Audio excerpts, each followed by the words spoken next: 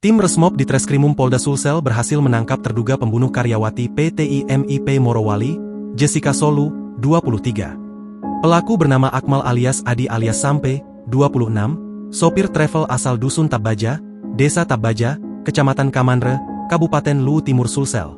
Pelaku ditangkap di Kampung Timor, Kelurahan Badak Baru, Kecamatan Muara Badak, Kabupaten Kutai Kartanegara, Kalimantan Timur, Kaltim, berjarak sekitar 170 km dari ibu kota Nusantara. Penangkapan berlangsung pada Selasa, 19 November 2024, pukul 3.30 waktu Indonesia Tengah.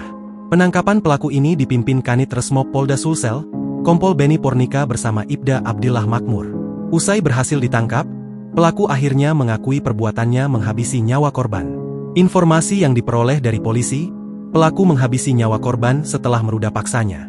Selain menghabisi nyawa korban, pelaku juga mengambil barang berharga korban dan membuang mayat korban ke jurang.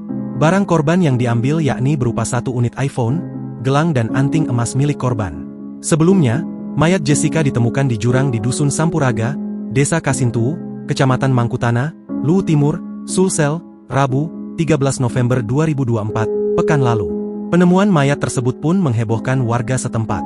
Mayat Jessica kemudian dibawa ke RSUD 1 Lagaligo, Wotu, Luwu Timur, untuk diautopsi. Sebelum ditemukan meninggal, Jessica dilaporkan hilang seusai dijemput 3 orang sopir mobil travel di kediamannya di Luwu Timur. 2 hari lalu dijemput 3 orang sopir.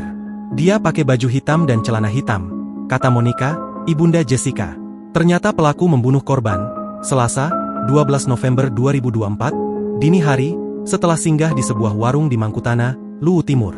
Setelah membunuh gadis asal Toraja itu, pelaku kabur ke Kalimantan Timur melalui Parepare, Sulsel. Download Tribun X sekarang, menghadirkan lokal menjadi Indonesia.